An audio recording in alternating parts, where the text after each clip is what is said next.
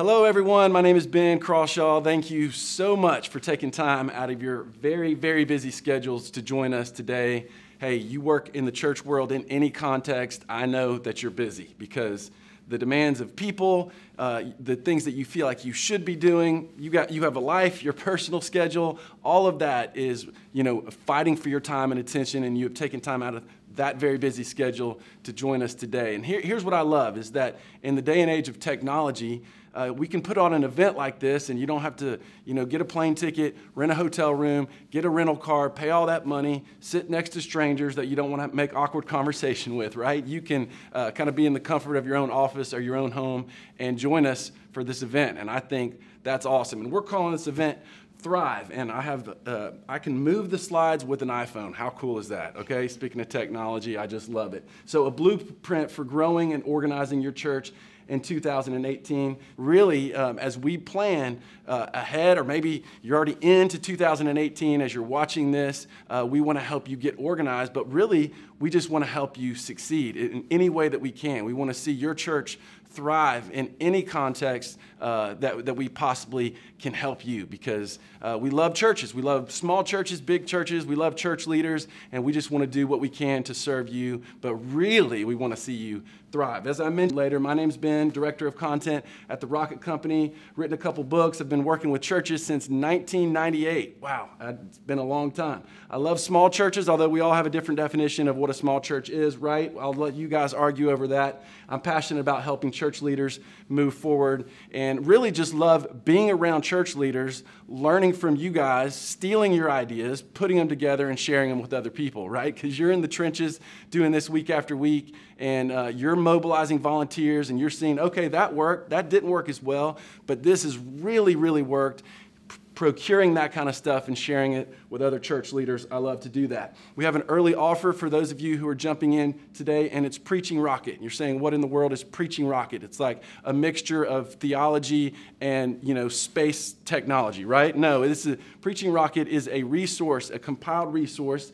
It's a revolutionary step-by-step system designed to take the stress and worry out of creating powerful sermons each week. Now, why would we talk about stress and worry when it comes to creating powerful sermons each week? Because we've been there. Because we've been there. And it's like, wow, we had one or two powerful sermons, but we have to do this the rest of the year, or most Sundays of this year, we have to come up with another sermon to prepare and to preach to our congregation. That creates a lot of stress and worry. Knowing how to prepare, how to get organized, what to talk about, how to make these talks stick with people in a way that they remember them. I don't have to convince you guys who communicate week after week. Yeah, there's some stress and worry there. That's why Preaching Rocket was created. Now, how it works, it's 12 modules of online learning with easy-to-follow video, audio, and text-based training. And again, what's awesome about this is through the power of technology, you can access this content on the go, where you are. You can share it with a team. You can watch it with other communicators that you want to develop.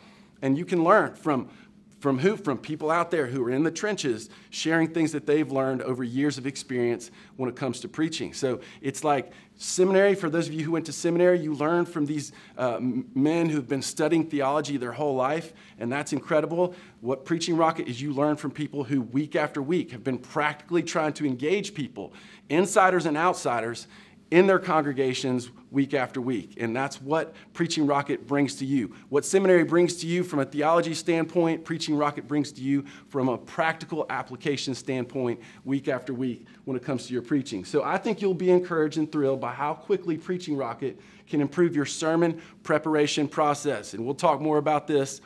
We all know that preparing week after week, that's the grind of preaching. I think Preaching Rocket will really help. We're going to throw in a free bonus. We'll talk about that later today, but it'll be 53% off of $1,994. That's a lot of math there, worth of incredible church growth resources. You can click the offer in the chat box or go to thrivethisyear.com. Again, that's thrivethisyear.com. You can get started for $79. Click the link in the chat stream or sign up here, thrivethisyear.com. So with that being said, I want to jump into our content. Again, we talked about Thrive. It's a blueprint for growing and organizing your church in 2018. So we're going to talk now for a minute about attendance, okay? And we're going to talk about the attendance puzzle, the mystery of attendance. For me, the way I used to handle low, declining, or infrequent attendance is I used to blame people. Hey, this is the people in our congregation. They're not prioritizing church. It's not important to them. People don't have the same convictions that they used to. They're saying yes to things on Sunday morning when they know that's when church happens, is on a Sunday, right? I used to blame people, compare my church with bigger churches. Why is it that the church I work at, there's declining attendance, but there's a church down the road that just can't seem to, keep enough seats out for all the people who are showing up? And so I would sit and think, okay, well, my attendance is declining, theirs is getting bigger, so you know how that goes when you make those kinds of comparisons, and then make excuses like, it's not on me that this is, it's a result of the community that we live in. It's a result of the day and age where people don't take going to church seriously. And so all of these ways of handling it is the way I used to approach it. It's people's fault. It's because there's a bigger, better church down the road, and I used to make excuses for what was going on. And as a result, for me, when high attendance, which, by the way, high attendance meant I was thriving, our church was thriving, it all had to do with attendance. Didn't have anything to do with anything else, the way I looked at it. So if we had high attendance, then I had high worth. I had high self-worth. I had high value as a ministry church leader. All of it came around the attendance puzzle. If it was all coming together, people were showing up, everything was good. Me as a professional, me as a person, our church and its health, its ability to thrive, and then low attendance obviously equaled low worth. All of a sudden, everything that I felt good about would go away when people weren't showing up. And over time, here's what I learned, that my cynicism didn't increase attendance. That when I became frustrated with people because they didn't show up consistently like I thought they should, when I became cynical about people made excuses, I became cynical about the big church down the road, that actually didn't help the problem that I saw, which was declining attendance. Cynicism never was like, oh, that was the solution. Now people are showing up. Ben, because you're basing your self-worth on high attendance and you feel cynical that it's not there. Oh, yeah, we're going to flock back to a church like that. It didn't work like that. My value didn't derive from attendance. That who I was as someone who had been called by God to be a part of the mission and vision of the local church, that my value and worth as a child of God operating in the business of loving people in ministry, my value didn't derive from how many people showed up week after week. And so I wanted to learn how to focus on God with hope instead of focusing on attendance with cynicism. So like any other anxiety or pressure or problem in your life, you have the choice whether that becomes something that just causes anxiety and stress and declining hope in your life, or it becomes an alarm, a springboard. It becomes a door to God. It becomes something that pushes you closer to your Heavenly Father, and that the tension or the stress of attendance can actually be one of those things that pushes you towards God, to just focus on Him more. Focus on people with love instead of attendance with insecurity. That sometimes you're sitting and looking at a capacity that seems to be about 50% full. Seems like, a bunch of people are gone, or they're not there, or they just didn't care to show up that day. And all of a sudden you're looking around saying there's a bunch of people who aren't here. And I think there are times where God may, be thinking, hey, there's a bunch of people who are there. Like, you need to look at the people who are in front of you week after week, or service after service, and focus on them. Those people don't need any less love and attention and pastoral care and shepherding because there's a lot of people who aren't there. So why don't you do the job that I've called you to do and love the people who are there? And we'll talk about a way to love the people who aren't there as well. But it just is a change of perspective. God with hope, people with love, instead of the ways that we typically approach attendance. Now, here's the cold hard truth. Your expectation don't match your congregation's priorities. So for you to expect people to show up 3 or 4 Sundays out of a month, it doesn't match their priorities. They may say that's their priority, but by action, their kid has a tournament, they have a day that, they don't feel like getting up and getting out of their pajamas.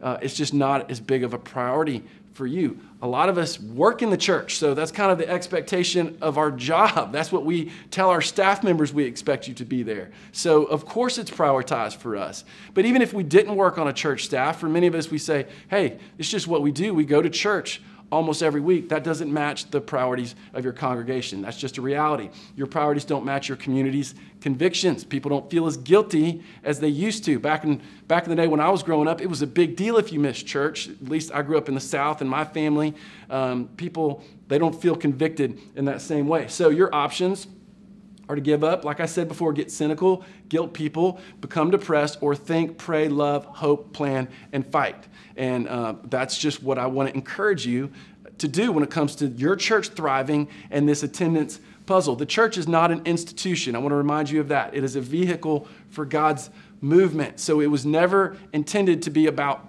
walls. I don't know this for sure, but it was in the beginning was not about walls and an address and a parking lot, and this represents the church. It was called the Way. It was a group of people who just moved, and God worked through them to other people. So for us to institutionalize the church and say it is about this building versus that building, it's about people showing up on specific business hours on a Sunday morning, that's not necessarily the way that it started in the beginning. It's a vehicle for God's movement. So God can move through the people in your church 7 days a week. It can happen in different ways than just people showing up for an hour. That's important. We've talked about that. But I just want you to know that it's bigger than that. The work of the Holy Spirit is greater than the number of bodies and seats. That there are churches that have a lot of people going to them week after week, that you would say, you know what, I just don't feel like there's a lot of things happening. There's not a lot of life change happening.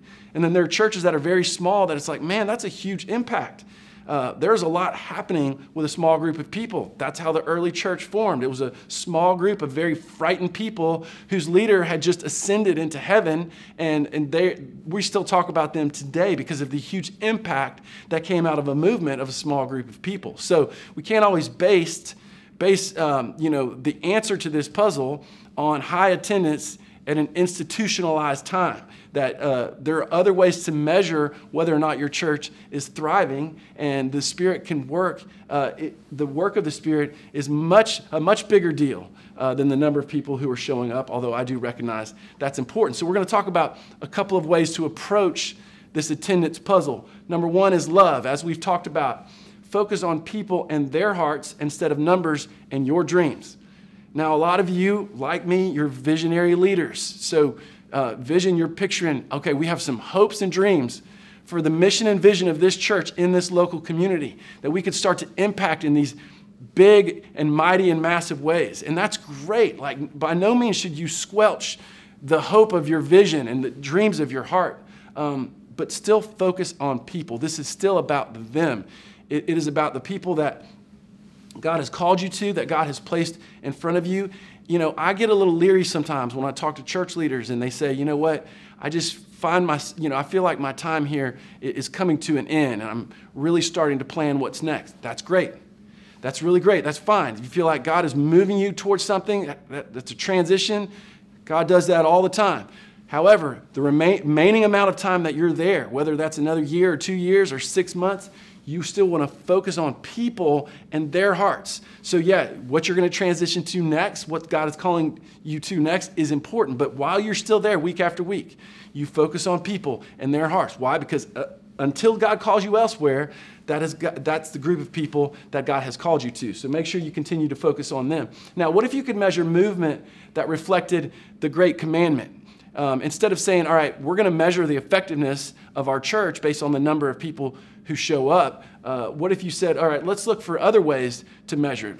Love the Lord God with all your heart, soul, and mind. Love your neighbor as yourself. So example, what if you said the percentage of regular attenders who serve may be just as important as members who regularly attend. So let's say you have 100 members of your congregation, and you typically measure attendance. Let's say you have 50, that's 50% of them show up, and then there's 5 guests. You have 55 people who are there, and you're like, okay, let's compare this to all the percentages of last week. What if you said, okay, we have 50 people who averagely attend on average at our church, and I would love for 50% of them, which would be 25 people, to be actively serving. Let's let that be a measure of success. Let that be a metric for us instead of just attendance. Okay, percentage of attenders who serve. Percentage of people who are involved in giving to, missions, local missions and around the world. People who are investing in the next generation. You could measure it by people who, amount of people who are engaged in reading the Bible and tracking with something like that. I'm just giving you an example of other ways that you can look at the movement in your church than just people who show up. Because people showing up doesn't equal people loving the Lord God with all their heart, soul, and mind and loving their neighbor as their self. But that does begin to happen in the hearts of people who serve. Not always, but a lot of times. People who get involved, people who begin to care about other people, people who begin to open themselves up and surrender to the movement of God and what he wants to do in their lives. Now, all of a sudden, that's a metric we can get excited about. So just another way to think about it. Think about the people who don't show up. And you're like, yeah, that's obviously what I think about. I'm mad at them and tired of their excuses. And no, I'm not talking about that. I'm talking about things like this. Look, you work hard on your sermons. So why not find a way for people who miss your service to be exposed to truth? And the reality for some people is they just work on a Sunday morning. Or you have people in your church, they just travel every other weekend. And yes, people in your church who they're taking their kids to tournaments, out of town, and they're traveling back on a Sunday. And so they're not coming to your church. Well, some of those people still want to be on track with your series. They want to kind of hear truth, and they want to hear it from you because you're their pastor. And so it would be great if you could find a way for them, even if they're not physically present, to still track with this, with what you're teaching to the congregation, what God has laid on your heart and your teaching team's heart to share from the pulpit. If they could find access to that, I think that would be an incredible thing. Well, how do we do that? Well, there's a lot of ways. There's ways you could, do a podcast or put them on YouTube or do an audio recording that you put on Dropbox and you can invite people to. Maybe you just do it once a month. And so, maybe people are traveling, they're listening to a sermon that you preached the month before. Maybe it was even a sermon that they were there for. Well, how many times do you and I need to hear things before it begins to affect and change us? To hear a sermon you preached last month, again, the month after, that's a great thing. What I'm saying is there a place where at least some of your sermons are available to people who aren't physically present and they know about it. Could be a great way for you to encourage people in your congregation who aren't there that Sunday or who couldn't make it. And I think this is a great way for you, too, to get some more reach out of these sermons that you work so hard to prepare. Also, I think having online tithing with the option for automated recurring giving is a great way to engage people who aren't there. I've had people tell me a lot. Moving to another town, and, we're going to look for a church there. We're going to, search around, church shop, and then, once we move there, I think within a couple of months, we're going to find ourselves settled at a great church. And there's been a lot of times where people in that situation have moved to another town, and they just quit going to church, or they visit for a couple of weeks, and then they stop altogether. Now, I don't think that's good. I think they need to be in a place physically present, especially if they have kids, where they can be surrounded by the older generation, where other influences outside of you as parents are speaking into their lives. I think there's something to being a part of the mission and vision of the church in a local community, but some people are not going to do it. And again, when you go back to, okay, well, they still need to be exposed to truth. So if there's a place where they can listen to your sermons, is there a place that they can still contribute to the mission and vision of your church? Why? So your church can keep getting their money? No, so that this family can continue the practice of financial stewardship and biblical financial discipleship by tithing, by recognizing that all that they have is from God. And so giving a percentage to the local church is a way that they do that. Giving people an opportunity to do that when they move to another town or when they travel, that's incredible. You have people who, because of something physical that, that they don't, it's too painful for them, or it's too long of a process for them to get out of the house, get to your church, get in, get back. And so for them, they're just not at a place physically where they can show up at a lot of places like church, which is like an event kind of gathering, but they can still give online. They can still stay engaged with what's happening. So listening to a sermon and being able to tithe are ways that people can stay engaged with what's happening in your church with their heart, even if they're not there. Practical application for that: have a technology meeting with key elders, leaders, and volunteers. brainstorm more ways to reach and engage people who can't make it every Sunday, and maybe just pick one thing. So you may say, all right, people are going to throw out all these ideas that we should create a YouTube channel, we should start a podcast, we should blog all of our sermons online. Well, all of that takes work. And so there may be some simple solutions. You may have somebody in your church who's just, okay, yeah, I have to do this with my work. We have to record meetings, and then I upload them, and then I send an invite to people who are on our staff or in our team so that they can listen to the notes of the staff meeting. I think we could do the same thing with our sermon. We could just record it, and then there's a place we could upload it, and we could send out to the congregation an invite to this folder where if they wanted to, they could, download it and listen to it on the go or on their phone or whatever. So you want to have some, just come up with some way, some next step to better engage people who aren't there. And you may have people who are better with technology, or people who know people who are great with technology, to get them involved. This could be a way that they serve, a way that they contribute to what's happening by helping you pull this off technologically. Number 3 is express gratitude. The best way to motivate is to appreciate. So you want people to show up and to be present at your church week after week. Well, a great way to start is by thanking people who do that. Listen, I understand. I have 2 young kids. I understand, okay, getting up on a Sunday morning, getting dressed, getting them dressed, getting to church on time, or at least close to on time, which sometimes I do, getting them checked into their classrooms, then getting back out of the parking lot. I mean, some Sundays it just seems like a daunting task. Oh, it's too cold. Oh, we're too tired. It's too rainy. Oh, my youngest daughter has a little bit of the sniffles. I'm not talking about a fever. She is sick. I'm just saying she has a runny nose. Like, oh, we can't make it to church. It's so easy to make these excuses. And if I showed up at a place and all I was, hearing was guilt for not showing up enough, or, someone up there just talking about how people don't show up at church very much, it's not very motivating. But for me to take those steps and for somebody to say, you know what, I'm so grateful that you've taken time, that you've gotten up and gotten your family here, and just appreciating people for attending church. That's just a great way to motivate people. People aren't appreciated in a lot of areas of their life, and so when they go somewhere where they are, it's rare, and so it really has a lot of meaning to them. So you need to make sure you're saying thank you to the people who are showing up. Expressing gratitude is a great way to motivate people. The best way to cast vision is to celebrate wins. So if you have people in your church who are talking about what has changed in their lives since they started physically attending church week after week, and you talk about, hey, this is what's happened in our family since our kids have gotten involved in this children's ministry. These are the relationships that we've built by being in a room with people that we have conversations with after the service or before the service.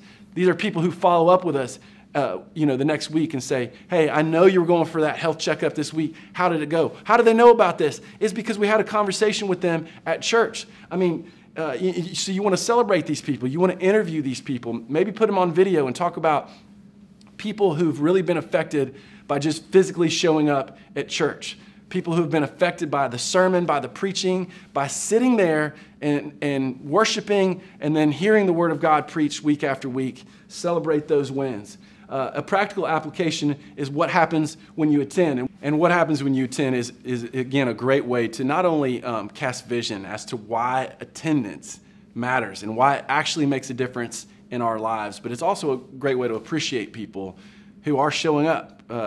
And again, maybe not week after week, but people who are showing up semi-consistently. They're making it a priority as much as they can, or within reason of what they can, a priority to be physically present at church, because I just believe that's a big deal. Now, number 4 is develop people who do attend.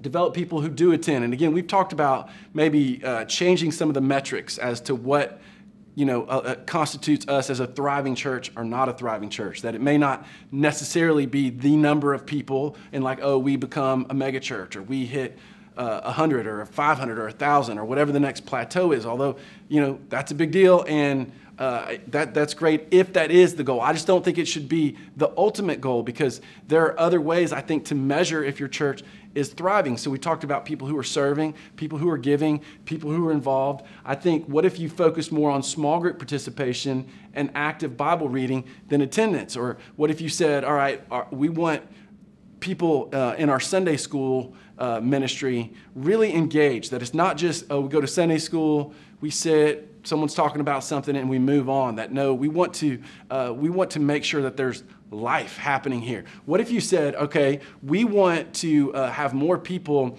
engaged in our children's ministry or our student ministry, that we want more people pouring into the next generation? Look, I think when you think about, upper high school, college age, young singles, there's a generation of people in our church who are now grandparent age and are, kind of happy with things the way that they are, and they love their grandkids, but they have so much to offer that age range, so much life experience. And a lot of those people feel like, oh, I don't have anything to say. I've never been like, a church leader or anything like that. It's like, no, you have so much life. You have so much wisdom from life, from, staying married or, continuing to stay committed to your family.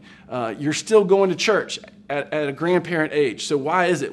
Surely God has moved in and around your life and your heart, and you see these people in the church who are just kind of, coasting and showing up, and some of them may even be, like, oh, we don't want to do anything too crazy to try to reach the next generation. You got to cast vision to say, hey, that's the future of the church. And so you have a lot to offer them. So you need to get involved. You need to invite them over to your house. You have people who, are college age and they're living in your town and their family lives a long ways away. And you could have a lot of influence in their lives by just cooking for them sometimes, having them over to your house and just asking them how things are going. You don't have to understand how to teach the book of Galatians to have an impact on someone that's college age or in and around that target range. But there's a lot of people in your church who could be mobilized for that. Think like a missionary to your community, not like a modern American pastor. And not that there's anything wrong with that, but I'm saying if you're a missionary and you went overseas, well, what do? You get in the culture that's around you and you respect that culture and you build relationships. Well, you can do that at the gym. You can do that with the other parents of your kids' friends, other people who are parents on your son's Little League baseball team. You could think like a missionary with them. It's not about, that's the church I go to, you ought to go there. It's like building relationships and caring about people's lives. And, then if there's an opportunity to invite them, sure, if they may show up, they may not. They may only show up a couple of weeks. They may get plugged in. But to not just look around at your church like, oh, how many people showed up, how many people didn't, but to say, okay, the rest of the week, we got to think like a missionary. We got to be involved in this community, caring about people's lives if we expect them to respond to the invite. And it's just a different way. And that's a vision that you have to cast for the people who do attend your church. Okay, if this place is going to grow, those of you who are here need to think like missionaries out there at your jobs and in the community. And a practical application for this would be to make sure everyone in your church has access to a Bible or a Bible app. I want everyone in our church to have a version of the Bible in their hands or on their phone that they understand. And because that's going to give at least a starting point, to have a flying chance of people getting connected with this, spending time with God. So as a leader, you may have to explain very simply, here's some great places you could get started. Maybe just, my dad used to tell me, you don't have to set a certain amount of time to read. You just read till you understand something. And my dad understood as a teenage boy, there was a lot of the Bible I wasn't going to understand, which was almost all of it. But he'd say, you read Proverbs, read till you understand something, and then just kind of let it settle there. And I think this is just a way. I mean, there are people in your church, there are men who just love studying the Bible, and then there's all the other men who, don't have time, have trouble sitting down and reading anything. So developing people who do attend is not just making sure everyone has a Bible or, offering people a Bible, but explaining to them some simple ways that they can get started, reading the Bible. That's just a great thing to think about outside of just thinking about attendance and how many people are there. So when we talk about Preaching Rocket, as we've been talking about, thrivethisyear.com, other preaching resources teach you silver bullets, and we'll get to some Q&A about attendance in a second. With this, you get proven systems. So I want you to go to thrivethisyear.com. And when we talk about system, Jeff was talking earlier. Jeff Henderson was talking about building the boxes. So creating the system for how to prepare, and then actually these boxes that you fill in to prepare ahead of time. So whether you preach verse by verse or whether you're topical or your style of preaching, it still works with this. It still works with raising tension, finding the main point that you want to drive home. If you're teaching a scripture, a passage, and you're going verse by verse, there's still a point that you're going to want to drive home because people can remember one thing. And so what's the one thing that you want them to remember based on that verse that you're preaching? Even people who preach topically should start from the text. And people who preach verse by verse still want you to have one point to take home. So really, we're not as far off as we think we are. So there still needs to be systems for how we prepare, especially if we're going to prepare further in advance and have time with our families and to not burn out. So thrivethisyear.com. With Preaching Rocket, you get proven systems, which is different than a silver bullet, which is just a fad, an idea, a trend, philosophy. This is like, no, systems to help you prepare and deliver sermons. So what you're going to get, we've talked about all this. Preaching Rocket, the Resource Vault, listening guides, done-for-you resources, the community, and then Sunday morning systems. There you see the total value of that, and you can get started for $79 a month over 12 months.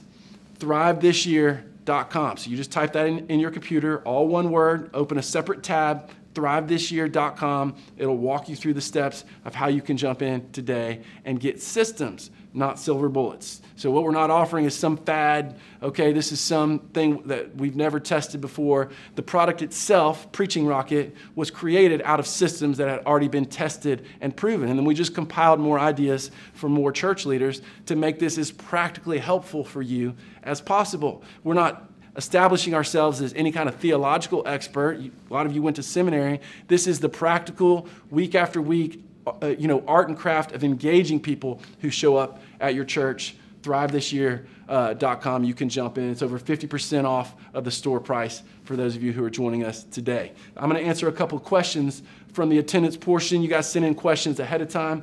So Lynn says, is it better to encourage more frequent attendance from regulars or to get regulars to invite outsiders more? And I think to have regulars inviting outsiders more, that's the play that you want to make there, because people who are inviting people to church are probably going to show up, right?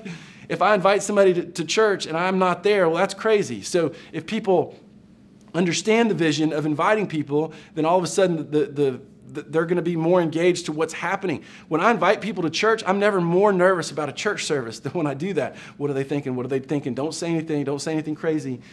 So they're going to be engaged in what's happening. They're going to probably be more opinionated about what's happening. But I will say this. If you want regulars to invite outsiders, you're going to have to raise the flag of that vision over and over and over again. You're going to have to talk about it and talk about it more, because people...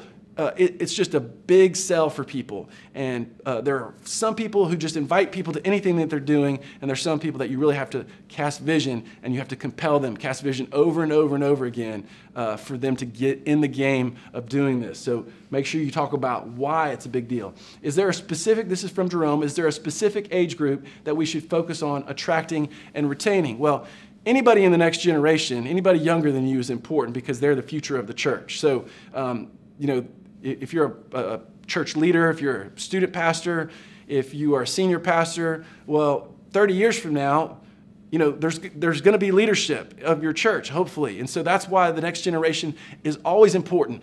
As it pertains to the attendance conversation, I think when you think about preschool, you think about the nursery, preschool, on through third, fourth grade, that's really a great target range to start. Because if you engage especially like preschoolers and young elementary age students, their parents are going to show back up, even if their parents don't want to. And they're going to get up on a Sunday morning when they don't want to, and they're going to drive in the rain even when they don't want to. Why? Either because their child just loves it there, or because they want their child to learn new virtues, want to learn about things that the Bible teaches. And a lot of unchurched parents go to church because they want their kids to be good people.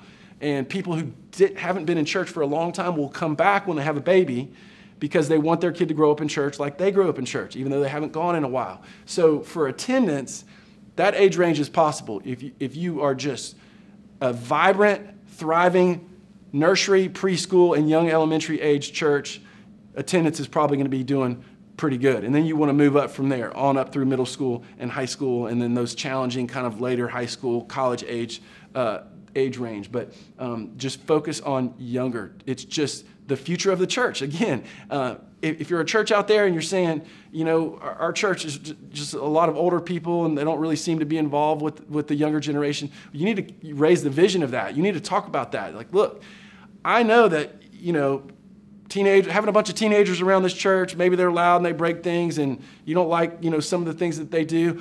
That's the future. One of them, you know, a teenager somewhere is going to be the person who's leading this church one day. And so that's a big deal. We just need to always be raising the flag of that vision of caring about them. A culture, this is Lisa, a culture of casual attendance affects new people who seem to follow suit based on what others are doing. How do you address that? Okay, so casual attendance affects new people. So if you're showing up at a church and you see that not everybody shows up regularly, that's kind of the culture. Not everybody shows up regularly. So how do you address that? I think, again, it's what happens when you attend, which, by the way, when you go to thrivethisyear.com, check out a way that you can get that resource. It'll walk you through that in thrivethisyear.com. But something like that, it shows the value and importance of showing up person to person. And I think a lot of people, they just don't see it. They just don't realize it. They think, oh, I can watch online. Oh, you know, my relationship with God is between God and I. And they're missing some of the incredible things that happen when we show up in person, when we show up physically present in a church. So those kinds of principles that we talk about there are the kind of things that you need to be addressing from the stage from time to time. Why showing up is a big deal, and really changing the language around that culture. Not guilting people, not shaming people for what they're doing, but inviting people to something bigger and something more. So now, again, I just want to remind you before we wrap up, is thrivethisyear.com, $79 a month. That's over 50% off.